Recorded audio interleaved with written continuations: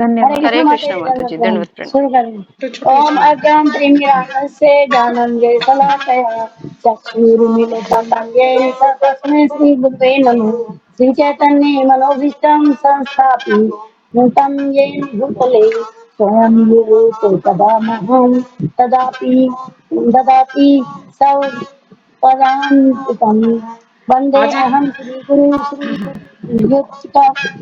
श्रीयुक्तकमलं श्रीगुरु वैष्णवांश श्रीगुरूपं साग्रजातं सहगण रघुनाथविन्तं सजीवनं साद्वैतं सावधूतं परिजन सहितं श्रीकृष्णं चैतन्यदेवं राधा कृष्ण पादान् सहगणललिता श्रीशाखारिषितं हे कृष्ण करुणा सिन्धु दीनबन्धु जगत्पते गोपेश गोपिकान्तं राधाकान्त नमोऽस्तुते तप्तकाञ्चन गौराङ्गे राधे वृन्दावनेश्वरी रसभानुसुते देवी प्रणमामि हरिप्रिये वाञ्छाकुलप्रभुषे कृपया सिन्धु एवं च पतितानां पावनेभ्यो वैष्णवभ्यो नमो नमः श्रीकृष्णं चैतन्य प्रभु नित्यानन्द श्री अद्वैत गदाधर श्रीवासादि गौर भक्तवृंद हरे कृष्णा कृष्णा कृष्णा हरे हरे हरे राम राम राम हरे हरे। हरे कृष्णा माता जी। हाँ जी, हरे कृष्णा। ये कुणाल चौधरी कौन है? माता जी ये मैंने लगाया, जोड़ा दीदी को। अच्छा, दीदी को जोड़ा है। अच्छा अच्छा, हाँ। ठीक ठीक है हरे माता जी, आप कृष्णा शुरू माता जी। कीजिए। हाँ जी, हरे कृष्णा। प्रकृते गुण सम्मूढ़ा सजन्ते गुणकरम सु तान ततस्त्री विदो मान क्रमते प्रविधि चलायते। हरे कृष्ण माता जी। हम बोल रहे, कोई बोलेंगे माता जी? हाँ जी, कोई श्लोका दोहराना चाहे तो? हरे कृष्णा माता जी, दंडवत प्रणाम। अध्याय संख्या 3, कर्मयोग, श्लोक संख्या 29। प्रकृति गुण सम्मूढ़ा संजयते गुणकर्मसु तान् कृत विदो मंदान् कृत सन्विन् विचलयते। हरे कृष्णा माता जी, दंडवत प्रणाम। हरे कृष्णा हरे माता जी। कृष्णा प्रणाम। करते गुणे सम्मूढ़ संजन्ते गुणे कर्मसु तान कृतस् बिंदो मंदा क्रस्तर भिन्न विचालिए। हरे कृष्णा माता जी, दंडवत। हाँ जी, हरे कृष्णा, प्रणाम। हरे कृष्णा माता जी, दंडवत प्रणाम। श्रीमद् प्रणाम माता भगवत जी, गीता पढ़िए। अध्याय 3 कर्म योग श्लोक संख्या 29। कर करते गुण सम्मूढ़ा सजन्ते गुण कर्म सुतान करत सत्र विदो मंदान करत सत्र वित्र विचलायते। हरे कृष्णा माता जी। हरे कृष्णा। हरे कृष्ण माता जी, दंडवत प्रणाम। कर्ते गुण समुढ़ा सजन्ते गुण कर्मसु तान् कर्तश्विद्धो मंदान् कृतश्च विचाल्यते। हरे कृष्ण माता जी, हाँ जी, दंडवत। हरे कृष्णा। और कोई? हरे कृष्ण माता जी, दंडवत प्रणाम। जी, प्रणाम माता जी, पढ़िए। प्रकृते गुण समुदा सजन्ते गुण कर्म उषा तान कुतविदो नंदता कुत विचित विशाल एत। हरे कृष्ण। हाँ जी, हरे कृष्णा। और कोई? हो गया सबका?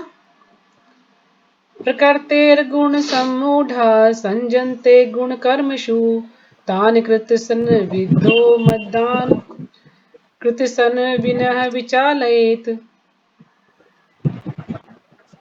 शुरू कीजिए माता जी। हरे कृष्णा माता जी। हाँ जी, हरे प्रकृति कृष्णा। प्रकृति के गुणों से सम्मूढ़ा गुणों से गुणों से सम्मूढ़ा भौतिक पहचान से बेवकूफ बने हुए सज्जनते लग जाते हैं गुणों क्रमशु भौतिक कर्मों में तान उन अप्रतिष्ठित अल्पज्ञानी पुरुष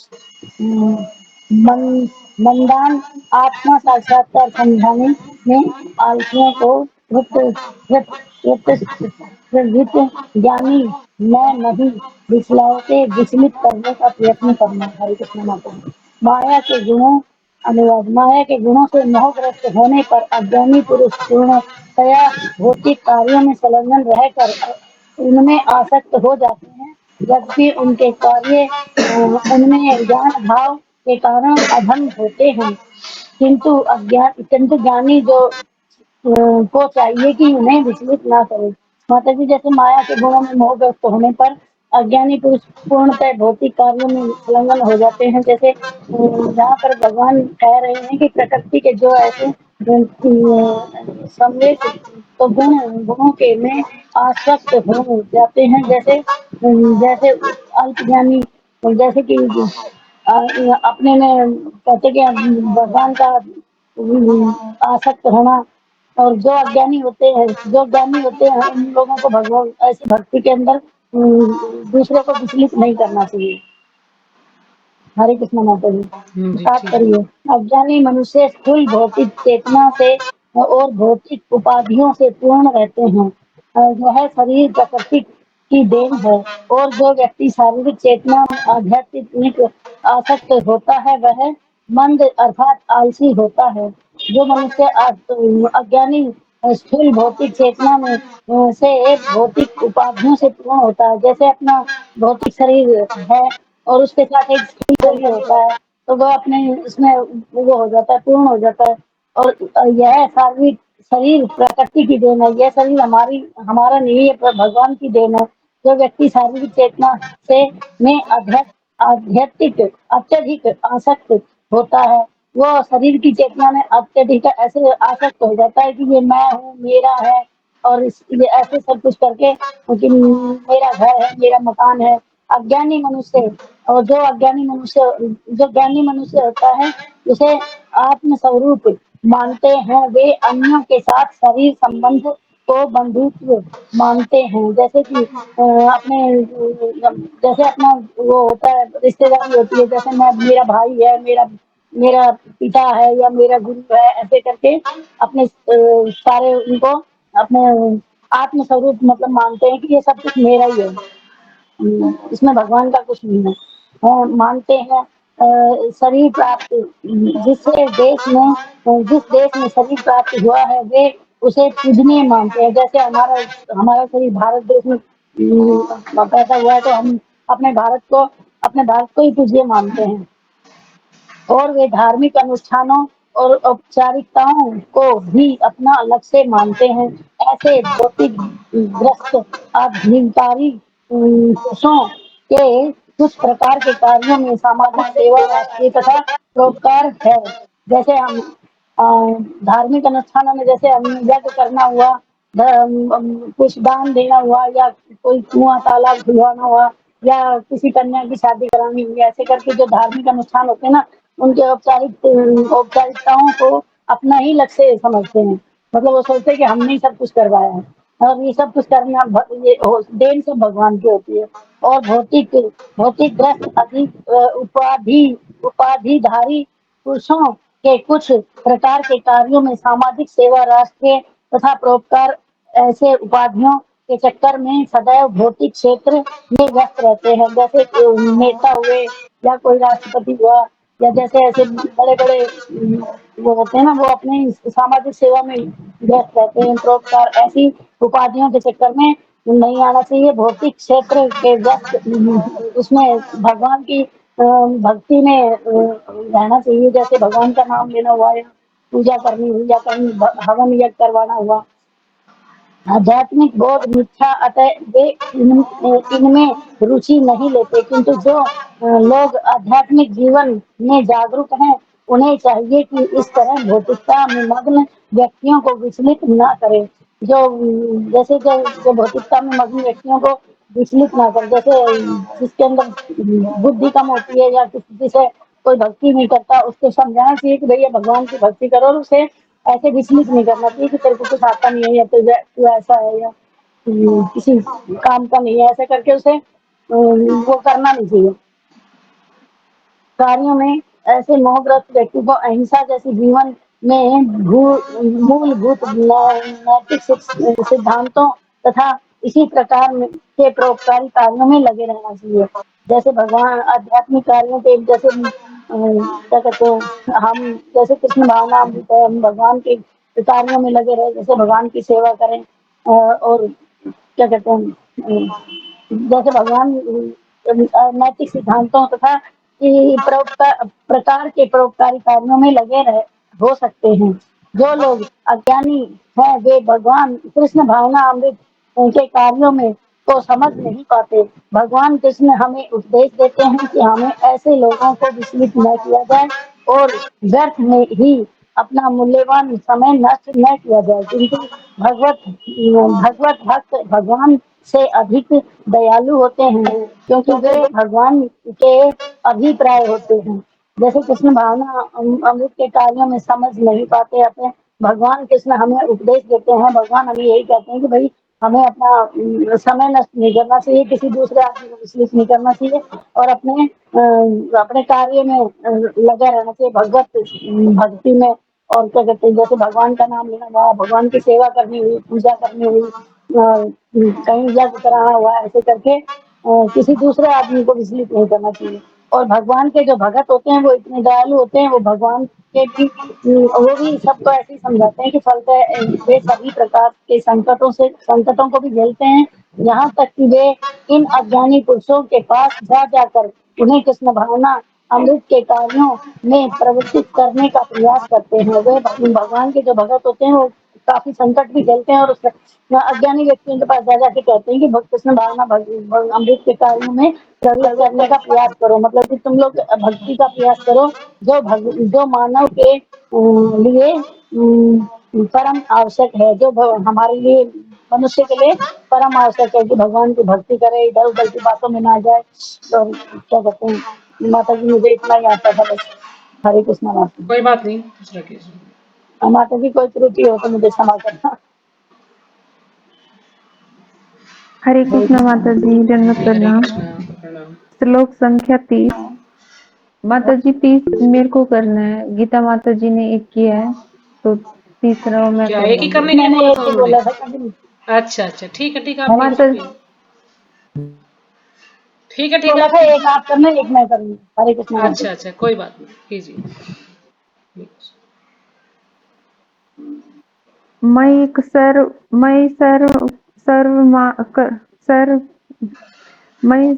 मयि सर्वाणि कर्माणि सन्न्यासयध्यात्म आत्मचेतसा निराशी निर्मोहो भूत्वा युधश विगत जवर।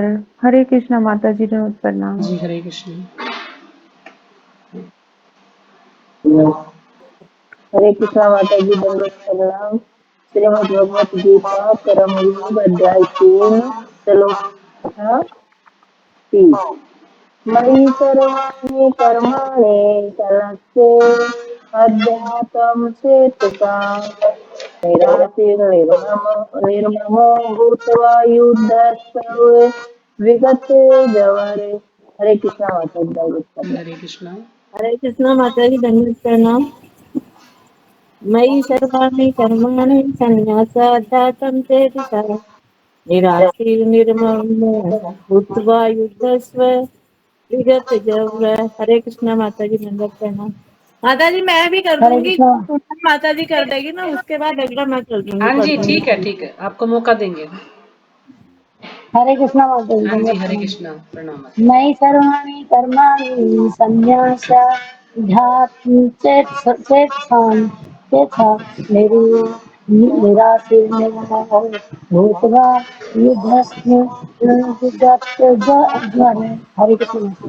हाँ जी हरे कृष्णा। हरे कृष्ण हरे माता कृष्णा जी, माता दंडवत जी प्रणाम। बोलिए। मयि सर्वाणि कर्माणि सन्न्यस्य चेतसा निराशी निर्ममः भूत्वा युधस्व विगत जोर। हरे कृष्ण माता जी, दंडवत। हाँ जी, और कोई हो गया सबका?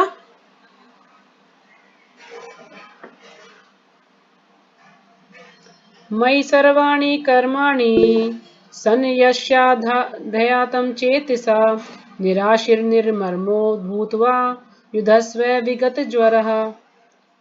तो ठीक है माता जी, शुरू कर सकते हैं। जी माता जी। हरे कृष्णा माता जी, दंडवत प्रणाम। सभी के चरणों में दंडवत प्रणाम। मयि सर्वाणि कर्माणि सन्न्यस्याध्यात्मचेतसा निराशा निर्मूढः भूत्वा युद्धस्य विगत जवर। शिला प्रभुपाद द्वारा शब्दार्थ। मई इसमें लक्ष्य बंद कर देते हैं। सर्वाणी सब तरह के कर्माणि कर्मों को संयम से पूर्णता त्याग करके अध्यात्म पूर्ण आत्मज्ञान से युक्त चेतसा चेतना से निराशी लाभ की आशा से रहित निष्काम निर्मम स्वामित्व की भावना से रहित ममता त्यागी भूतवा होकर यद्यस्व लड़ो विगत जवर आलस्य रहित। शिल प्रभुपाद द्वारा अनुवाद। शिल प्रभुपाद की जय। अतः हे अर्जुन, अपने सारे कार्यों को मुझ में समर्पित करके मेरे पूर्ण ज्ञान से युक्त होकर लाभ की आकांक्षा से रहित स्वामित्व के किसी दावे के बिना तथा आलस्य से रहित होकर युद्ध करो। इसमें शिला प्रभुपाद ये बोल रहे हैं, इसमें पूरे भगवत गीता का उन्होंने सार बता दिया है कि जो भी आप कार्य करो उसको मुझ में समर्पित करके करो। इसमें 5 निर्देशन दिए हैं शिला प्रभुपाद ने अर्जुन को कि जो भी कोई आप कार्य करो वो मुझ में समर्पित करो। मतलब कि इसमें है कि समर्पित करो कि जो अब भगवान बोल रहे हैं इसमें कि हमारा जो स्वरूप है वो भगवान की सेवा करना है, नित्य दास। भगवान के हम नित्य दास हैं। तो इसमें ये दूसरा है, इसमें मेरे पूर्ण ज्ञान से युक्त होकर, मतलब मेरे बारे में जानो, मेरे विषय में जानकारी प्राप्त करो। दूसरा इसमें ये बताया है।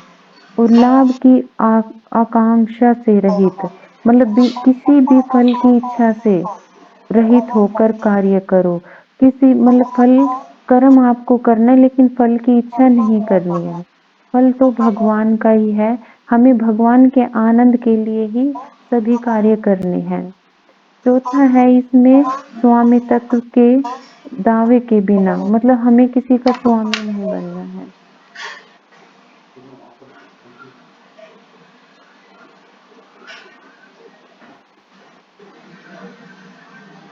हमें किसी का स्वामी नहीं बनना है, जैसे हमें मालिक नहीं बनना है। घर में भी जैसे नौकर का स्वामी हम कहते हैं कि भाई ये मालिक है, या किसी दुकान का है या किसी फैक्ट्री का है। एक इसमें ये केवल आलस्य से रहित होकर युद्ध करो, मतलब ये है कि भगवान की सेवा तुम उत्साह से करो। कोई भी कार्य करना है तो भगवान के कार्य को उत्साह से करो। और भगवान अर्जुन से यही बोल रहे हैं कि तुम युद्ध करो। श्रील प्रभुपाद द्वारा तात्पर्य। यह श्लोक भगवत गीता में प्रयोजन को स्पष्टतः इंगित करने वाला है। भगवान की शिक्षा है कि सर्वधर्म पालन के लिए सैन्य अनुशासन के दृश्य पूर्णतः कृष्ण भावना भावित होना आवश्यक है। इसमें श्रील प्रभुपाद ने पूरे भगवत गीता के बता दिया। जो मैंने अभी आपसे 5 निर्देशन बताए हैं, ये इस श्लोक के बहुत महत्वपूर्ण है। पिछले श्लोक में भगवान जी बोल रहे थे कि भाई आप उनको जो कर्म योग है भौतिक है उनको, मतलब आप इसके बारे में मत बताओ, पूजा पाठ के बारे में कृष्ण भावना भावित के लिए। लेकिन भक्त तो इतने दयालु होते हैं, उन्होंने मतलब वो फिर भी बताते हैं।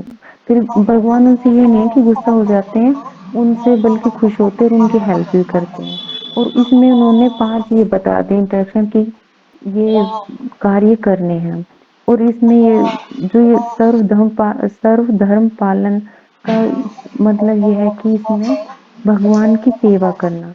इसमें एग्जाम्पल देते हैं श्रील प्रभुपाद कि हम जैसे आर्मी में जाते हैं तो वहाँ पे इतना अनुशासन होता है कि टाइम से उठना, टाइम से बैठना, टाइम से खाना खाना, तो सभी कार्य इतने अनुशासन से होते हैं पूर्णता से।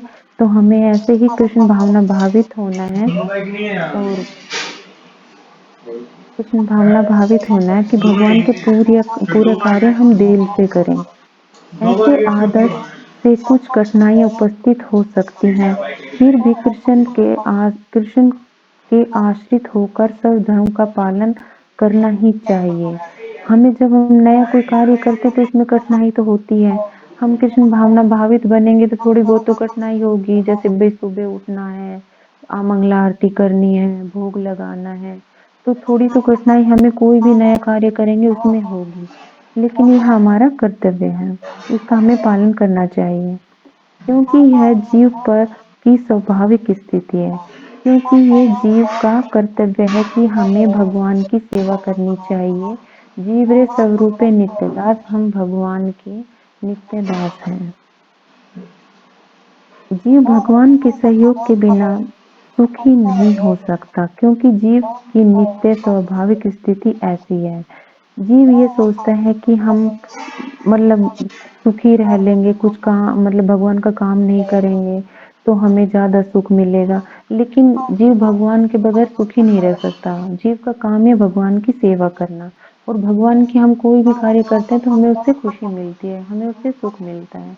भगवान का स्नान करवाना हुआ, वस्त्र चेंज करने हुए, भोग लगाना हुआ, उससे हमें बहुत सुख मिलता है और अच्छा भी लगता है कि भगवान की इच्छाओं के अधीन रहा जाए। और हमें अतः श्री कृष्ण ने अर्जुन को युद्ध करने का इस तरह आदेश दिया मानो भगवान उसके सारथी हैं। हमें भगवान की इच्छाओं के अधीन हमें भगवान की इच्छा के अनुसार ही चलना है। हमें अपनी इच्छाएं भगवान की इच्छाओं से मिला देनी है। हमारी इच्छा हमारा इच्छा कोई महत्व नहीं रखती।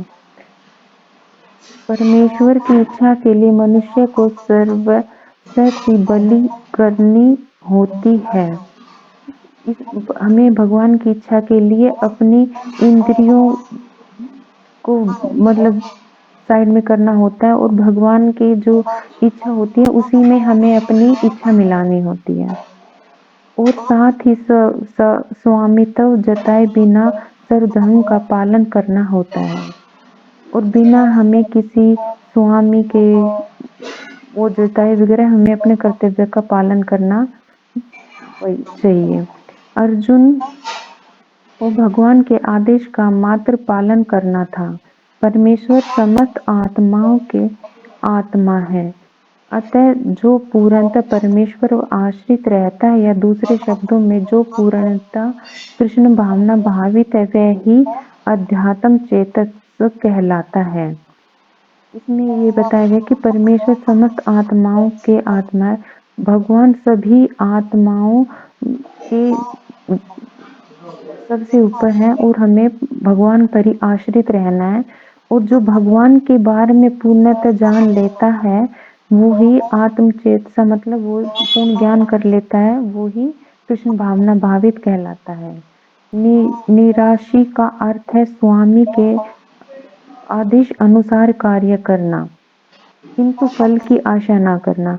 हमें कोई भी कार्य करना है, हमें मतलब ये स्वामी नहीं बनना, हमें दास ही रहना है, और भगवान के हमें कर्म करना और फल की आशा नहीं करनी है। कोषाध्यक्ष अपने स्वामी के लिए लाखों रुपए गिन सकता है, किंतु इसमें से वह अपने लिए एक पैसा भी नहीं चाहता।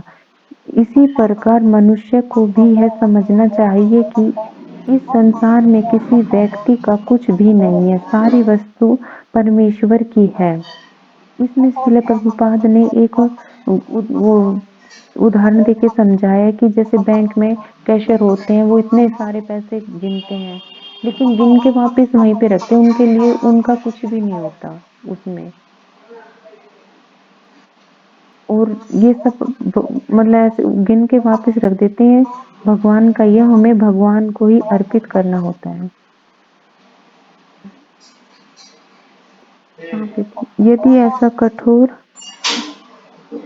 इसी विकारों यह भावनात्मक निर्मम अर्थात मेरा कुछ भी नहीं है कहलाता है। यदि ऐसा कठोर आदेश को जो शारीरिक संबंध में तथाकथित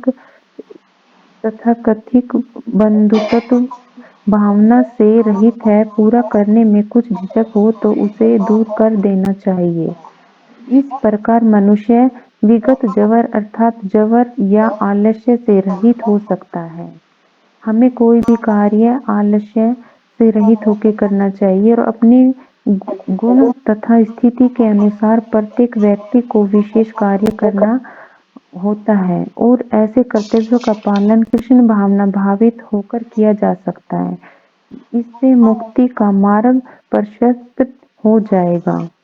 इसमें बाद में ये लास्ट में प्रभुपाद ने बताया कि जो अपने गुण के अनुसार हमें कोई भी कार्य करना होता है तो हर किसी के व्यक्ति के अंदर कोई ना कोई गुण होता है तो हमें उसके अनुसार ही कोई ना कोई कार्य करना होता है। और ये कर्तव्य हम तभी निभा सकते हैं जब हम कृष्ण भावना भावित हों, तभी हम ये काम अच्छे से कर सकते हैं और तभी हम मुक्ति के मार्ग पर मतलब जा सकते हैं, प्राप्त कर सकते हैं।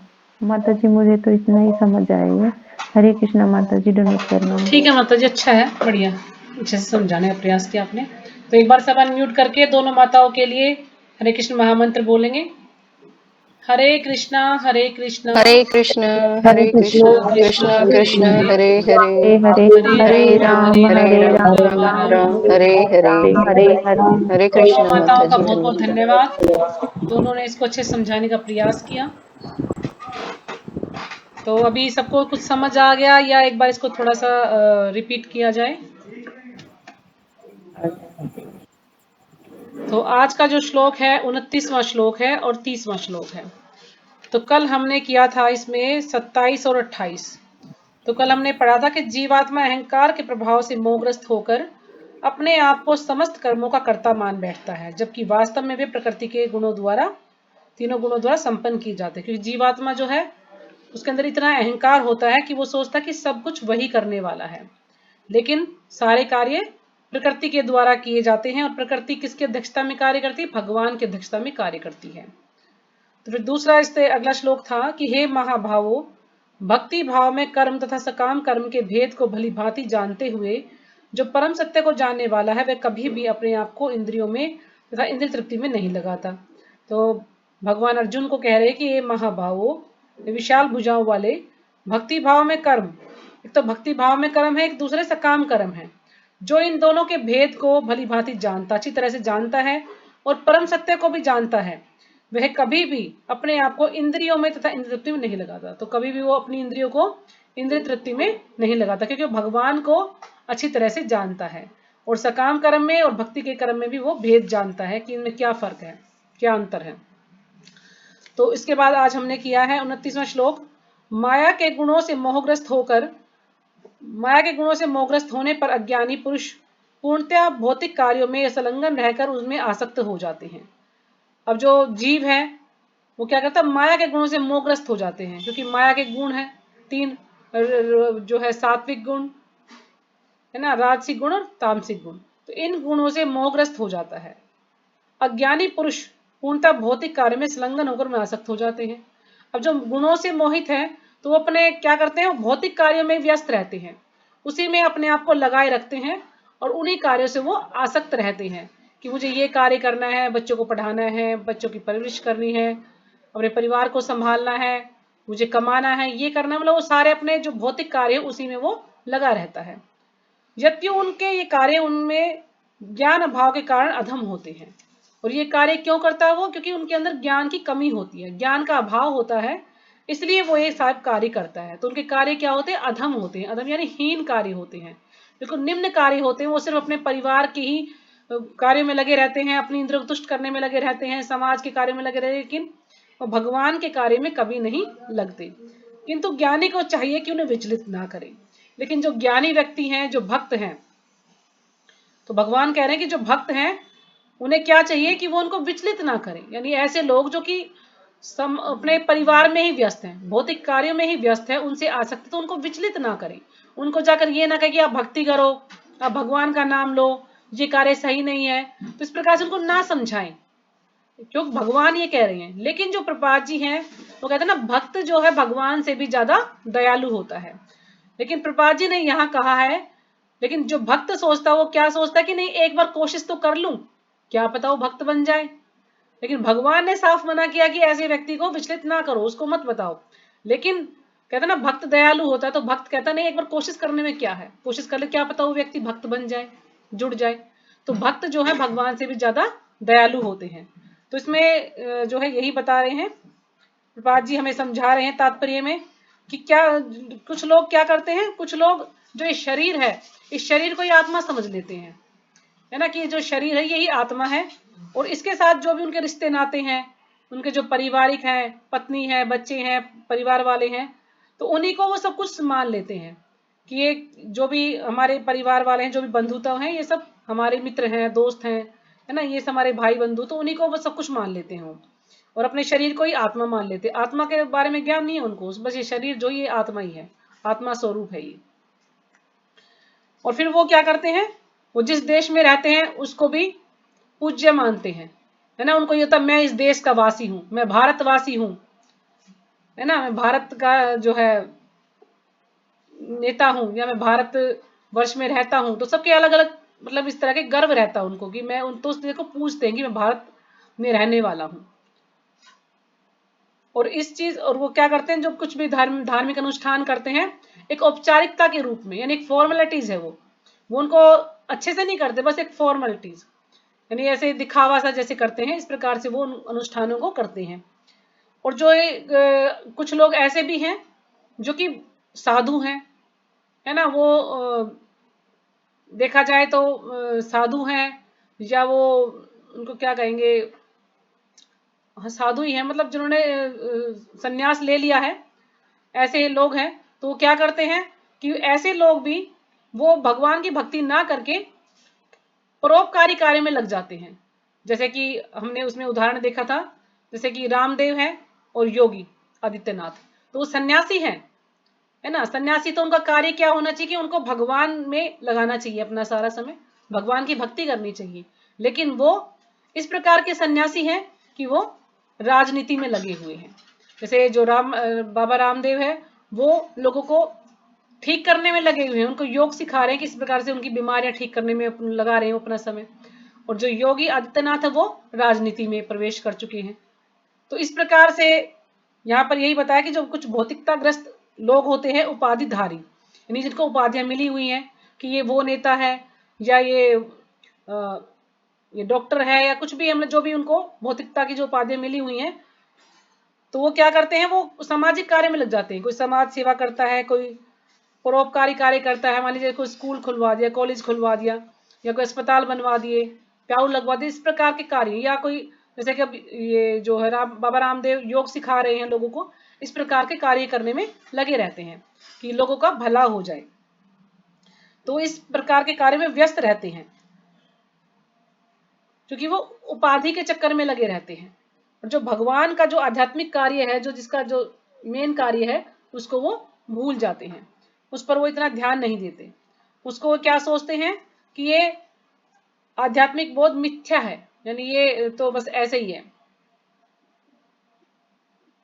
और इसमें वो रुचि नहीं लेते हैं। तो इसलिए प्रभुपाद जी कह रहे हैं कि जो लोग अज्ञानी हैं वे कृष्ण भावनामृत के कार्य को समझ नहीं पाते हैं। अतः भगवान कृष्ण हमें उपदेश देते हैं कि ऐसे लोगों को विचलित ना किया जाए और व्यर्थ ही मूल्यवान समय नष्ट न किया जाए। किंतु भगवत भक्त भगवान से भी अधिक दयालु होते हैं क्योंकि वे भगवान के अभिप्राय को समझते हैं, क्योंकि वे भगवान के अभिप्राय को समझते हैं, भगवान के इशारे को समझते हैं कि भगवान का इरादा क्या है। इसलिए वो गांव गांव जाकर, नगर नगर जाकर, घर घर जाकर लोगों को कृष्ण भक्ति के बारे में उपदेश देते हैं, ताकि ये लोग भक्ति में जुड़ जाए और इनका कुछ उद्धार हो सके। तो अगला श्लोक था, अतः हे अर्जुन अपने सारे कार्यों को मुझ में समर्पित करके। तो यहाँ पर 5 बातें बताई गई हैं, जैसे कि माता जी ने बताया कि अर्जुन को, भगवान अर्जुन को समझा रहे हैं कि अर्जुन अपने सारे कार्यों को मुझ में समर्पित करके, अपने जो भी कार्य आप करते हैं वो सब भगवान में समर्पित कर दिए।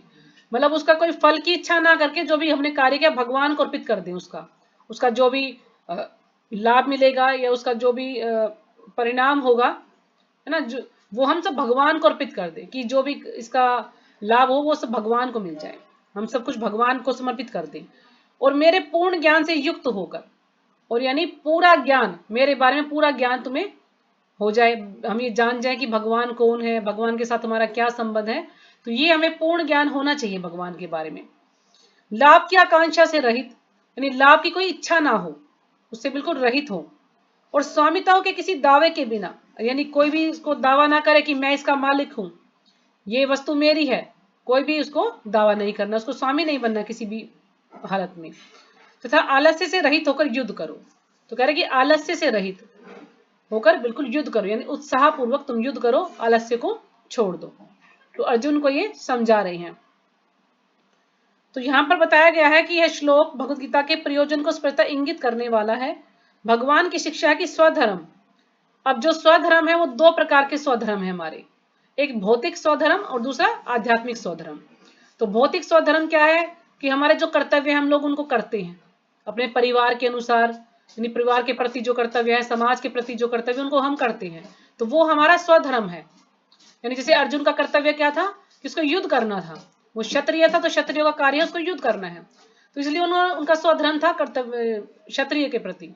लेकिन दूसरा स्वधर्म क्या है भगवान के प्रति, कि भगवान के प्रति हमारा क्या कर्तव्य है, हमें जो है भगवान की सेवा करनी है, भगवान की भक्ति करनी है, भगवान की आरती करनी है, भगवान को भोग लगाना। तो जो इस प्रकार के जो कार्य हैं आध्यात्मिक कार्य, वो हमारा आध्यात्मिक स्वधर्म है।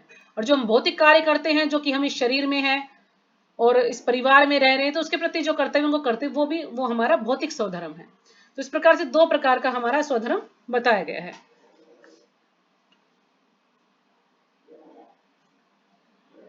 तो फिर यहाँ पर भगवान आगे प्रभा जी बता रहे हैं कि परमेश्वर की इच्छा के लिए मनुष्य को सर्वस्व की बलि करनी होती है और साथ ही स्वामित्व जताए बिना स्वधर्म का पालन करना होता है। यानी हमारे पास जो भी कुछ है वो हम सब कुछ भगवान को अर्पित कर दें, हमारा कुछ भी नहीं है, क्योंकि जो भी कुछ है भगवान का ही है। हमें जो भी कुछ मिला अपने कर्मों के अनुसार भगवान के द्वारा ही हमें मिला, तो हमें सब कुछ भगवान को अर्पित कर देना चाहिए। और स्वामित्व जताए बिना, यानी हमें उसका मालिक नहीं बनना, हमें ये नहीं दिखाना कि हाँ ये तो हमारी वस्तु हम भगवान को कैसे दे दें क्योंकि ये हमारी, हम इसके स्वामी हैं, नहीं, बिना उसको स्वामित्व जताए बिना हमें सब कुछ भगवान को अर्पित कर देना चाहिए। तो ये हमारा जो है स्वधर्म का पालन करना होता है कि हम सब कुछ भगवान को अर्पित कर दें, तो ये हमारा स्वधर्म हुआ, आध्यात्मिक स्वधर्म।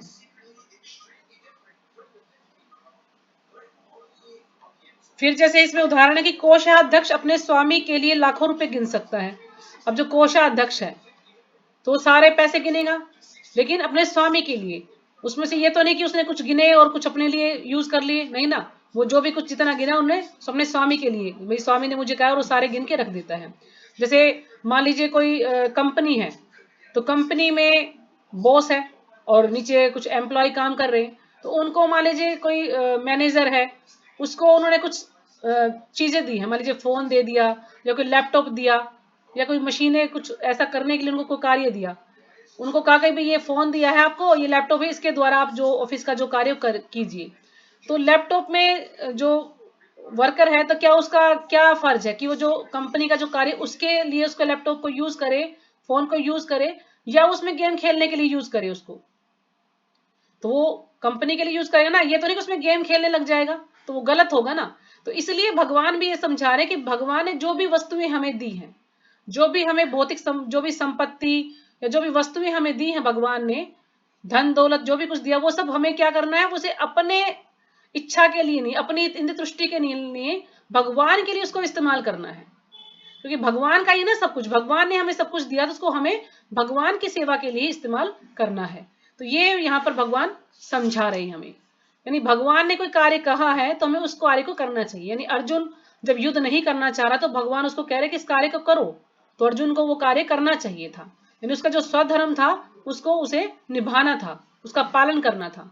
तो इसी प्रकार से हमारा भी जो स्वधर्म है, हमें अपने परिवार के प्रति भी जो कार्य है उनको भी करना ही है, नहीं कि हम भक्ति में लग गए तो भाई अब हम इनको नहीं करेंगे, वो भी करना है। लेकिन जो भगवान ने हमें दिया है, हमें उसका उपयोग भगवान की सेवा में करना है, ना कि अपनी इंद्र तुष्टि के लिए। तो बस यही है इसमें कि हमें आलस्य से रहित होना चाहिए, हमें आलस्य नहीं करना चाहिए और भगवान की अच्छे से सेवा करनी चाहिए और जो भी कुछ है भगवान के लिए करना चाहिए। इस प्रकार से जब ऐसे कर्तव्यों का पालन कृष्ण भावनाभावित होकर किया जा सकता है तो इससे मुक्ति का मार्ग प्रशस्त हो जाएगा। जब हम सारे कार्य भगवान की इच्छा के लिए करेंगे, भगवान को प्रसन्न करने के लिए करेंगे, तो हमारा जो मुक्ति का मार्ग है वो रास्ता है ना खुल जाएगा, हमारा रास्ता हमें मिल जाएगा, मार्ग मिल जाएगा जब हम भगवान के लिए सारे कार्य करेंगे।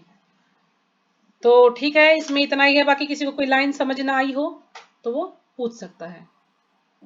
हरे कृष्णा माता जी, बहुत प्रणाम। हाँ जी। माता जी, इसमें 29वें श्लोक में वो प्रभु जी बता रहे थे अज्ञानी का क्या अर्थ होता है? अज्ञानी अज्ञानी अज्ञानी है वो, प्रभु जी बोलते ऐसे हैं, अज्ञानी बोलते हैं। अच्छा अज्ञानी ही है ये, अच्छा सबका बोलने का तरीका है ना, हम तो अज्ञानी बोलते हैं, अज्ञानी बोलते हैं इसको, क्या अलग से बोलते हैं। ठीक है माता जी, अज्ञानी है ये पूछ माता रही। जी। हरे कृष्णा माता जी, वो हरे कृष्ण। दंडवत प्रणाम, बहुत अच्छे से आपने अच्छे से हरे कृष्णा समझा माता दिया जी, इसको। धन्यवाद नहीं नहीं, प्रणाम, आपने आपने भी बहुत अच्छे से अच्छे समझा समझाया दिया। है। मैंने हरे सिर्फ इसलिए कृष्णा थोड़ा माता सा, जी, दंडवत प्रणाम। शायद किसी को ना कुछ समझा, थोड़ा सा मैंने इसलिए बता दिया है। वैसे आप दोनों जी ने बहुत हाँ, अच्छे से समझाया। अच्छा माता लगा जी मैंने आपका। देख देख के समझाया, मैंने लिखा नहीं आज कुछ, हाँ कोई नहीं, जितना मेरे को आया दिक्कत था। नहीं आजकल है माता कभी। जी सभी माताएं ना एक्सपर्ट हो गई हैं हाँ एक्सप्लेन करने में। बिल्कुल। नहीं सब माता माता जी, जी, इतना नहीं आपसे ही एक्सपर्ट सीख रहे हैं हम। आदि आदि स्वरूपा माता जी से और सुमन माता जी से ही सीख रहे हम हैं। सब सीखने के लिए ही आए हैं। माता जी सब एक दूसरे से सीखते हैं, मतलब जैसे हाँ होता है ना, किसी के बोलने का तरीका बड़ा अच्छा होता है, जैसे आप बोलते हो ना पूनम माता जी, तो बड़ा सॉफ्टली बोलते हो, तो वो चीज ना बड़ी अच्छी लगती है, मतलब ऐसा लगता है कि दिल में उतर रही है कुछ चीजें ना। हाँ, तो पता वही ना, नहीं। हम आवाज एक दूसरे से दिखती कुछ है। ना कुछ सीखते हैं, यहाँ पे सब सीखने के लिए हाँ ही आए जी, हैं। बिल्कुल बिल्कुल, सब सबसे कुछ ना कुछ सीखते हैं माता जी, और आपने तो बहुत कुछ सिखाया माता जी, नहीं तो मुझे लग रहा है एक लाइन भी एक्सप्लेन करनी हाँ, मुश्किल हो ये जाती तो है हम माता लोगों जी के का लिए। तो है ही माता मैंने जी। तो कुछ नहीं माता जी से तो सिखाया, सीख प्रभु रहे हैं, जी हमें से तो ही कुछ सीखा है आता ही मैंने नहीं भी। है। तो हमें प्रभु अच्छी जी ने जैसे टीचर बता मिली रहे है हैं उसी तरह से मैंने उनसे ही सीखा है। है ना? सब बच्चे बोलो माता जी, हमें अच्छी टीचर मिली है ना? हाँ जी हाँ, बिल्कुल बहुत अच्छी माता टीचर जी। मिली हमें माता जी। जब स्टूडेंट अच्छे नहीं होंगे तो माता अच्छे से टीचर भी जी, अच्छा ही समझाती है। होगा ना। मैंने भगवत गीता 2 बार पढ़ी है, लेकिन कभी मतलब इतने ध्यान से नहीं पढ़ी, और ये भी नहीं पता कि उसमें इतनी हम सारी चीजें हैं। हमने असल अब में आप माता जी कभी समझा रहे पढ़ा नहीं तो ना आ उसको, रही बस है। रीडिंग किया है ना भगवत गीता को, इसलिए हमें समझ नहीं आया। लेकिन अब मैंने भी कई बार पढ़ लिया, लेकिन अब पढ़ रहे तो ऐसे जैसे फर्स्ट टाइम पढ़ रहे हैं इसको, हाँ, क्योंकि अब और समझ आप इतनी समझ के अच्छी पढ़ अच्छी रहे हैं चीजें इसको हम। निकल के आ रही है इसमें, तो समझ भी आ रहा है, अगर वर्ड मीनिंग भी पता चल रहा है। एक कारण नहीं तो और भी है, रीडिंग भगवत करके गीता को आप छोड़ 10 बार देते भी थे। पढ़ोगे ना, 10 बार भी पढ़ोगे तो आपको अलग अर्थ मिलेगा हर बार। ये भगवत गीता का रहस्य है ये, कितनी बार भी पढ़ लो अलग अर्थ मिलेगा हर बार। पढ़ तो हमने भी ली थी माता जी एक बार, लेकिन आप समझ में आ रही है, ऐसे पहले नहीं आई थी। हाँ समझ नहीं आती ना, हम्म। वही तो समझ नहीं आती।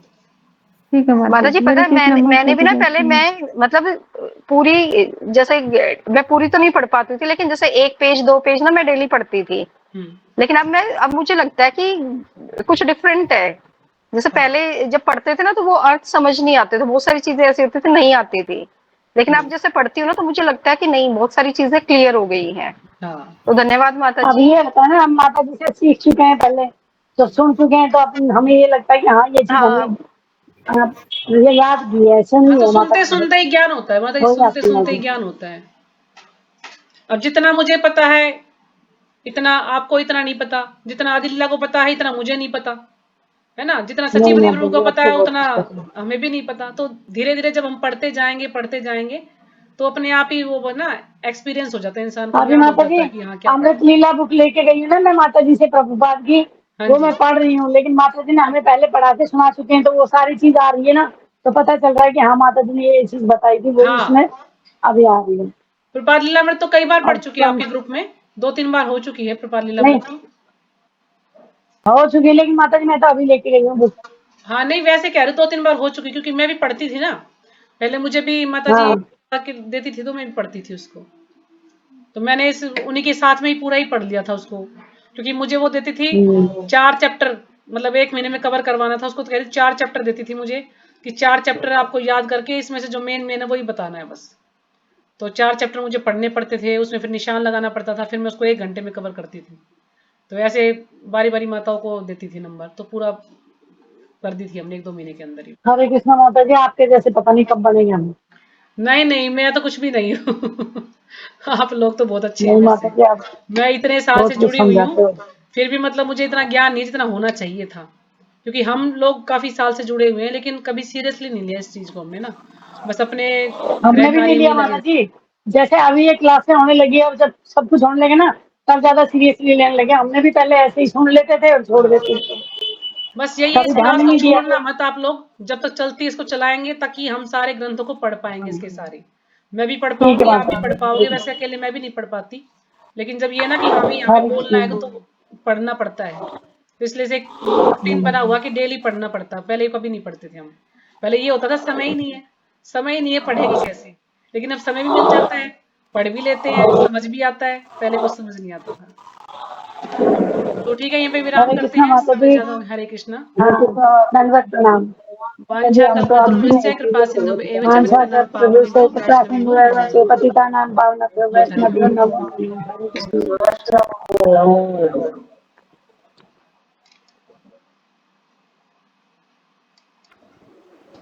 हरे कृष्णा माता जी, दंडवत।